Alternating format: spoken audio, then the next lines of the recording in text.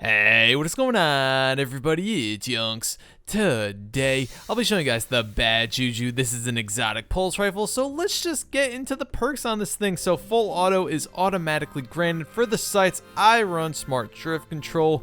We have hip fire. This weapon has bonus accuracy while firing from the hip. In the middle, we have armor piercing rounds.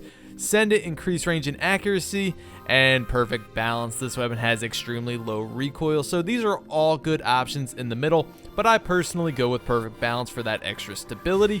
And we have string of curses, the last and main perk on this weapon.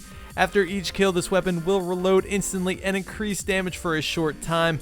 Kills will help charge your super, so very unique perk right there. We will talk a little bit more about this later. Now, before we get into it, I do want to mention this is a pretty high rate of fire pulse rifle, but not the highest rate of fire, with a decent impact. This is very similar to the Hawksaw. Now let's take a look at these statics. Alright, this thing is pretty badass, I must say, with the purple and the skull in front. Pretty cool. Let's just get right into the gameplay. So, bad Juju versus the Ultra Knife for the DPS test. It took me 62 shots to put him down, having to reload twice, each reload clocking in at almost 2.5 seconds long, each headshot dealing 513 damage, and there are 3 shots in each burst, so each burst in total dealing 1,539 damage, and it took me 12.9 seconds to kill him. Alright, now before we move into PvP, let's talk a little bit about PvE with the bad Juju. This thing is absolutely phenomenal against groups of little enemies like dregs and thralls. It'll completely tear through them. As long as you're hitting your shots and getting the kills, you will not have to worry about reloading. And of course, you will get your super just a little bit quicker as well. And also, every time you get a kill, you will get that crowd control effect for a few seconds. So there's a lot going on here with bad Juju, and this thing certainly does shine against lower tier enemies. Anyway, let's move on to PvP now.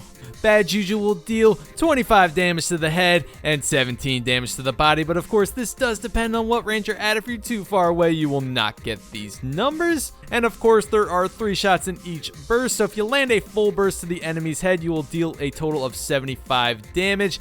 And if you land a full burst to the enemy's body, you will deal a total of 51 damage. So it'll take 3 bursts to put somebody down if all your shots are headshots, or it'll take 4 bursts to put somebody down if all your shots are body shots. You could also put somebody down with 2 bursts to the head and 1 burst to the body. So what is the time to kill on bad Juju? Well, let's say it takes 3 bursts to put your enemy down. It'll take 0.966 seconds to kill them. That's not too bad. Now let's talk a little bit about the String of Curses crowd control perk. Now, just like a normal crowd control perk, this will last 3 seconds long after you get a kill. This will pop up on the left side as String of Curses.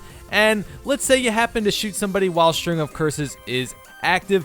You will deal 29 damage to the head and 19 damage to the body, so a full burst to the enemy's head will deal a total of 87 damage, and a full burst to the enemy's body will deal a total of 57 damage. And of course, this is all while String of Curses is active. Now, you don't have very long to get these numbers, but if you happen to shoot somebody within the 3 seconds after getting a kill, the extra damage can make a bit of a difference. Anyway, let's talk a little bit more about String of Curses and its reload perk. So every time you get a kill, your mag will automatically be refilled for you. So this is actually quite amazing. So let's say you get a kill and you see another enemy start to engage you.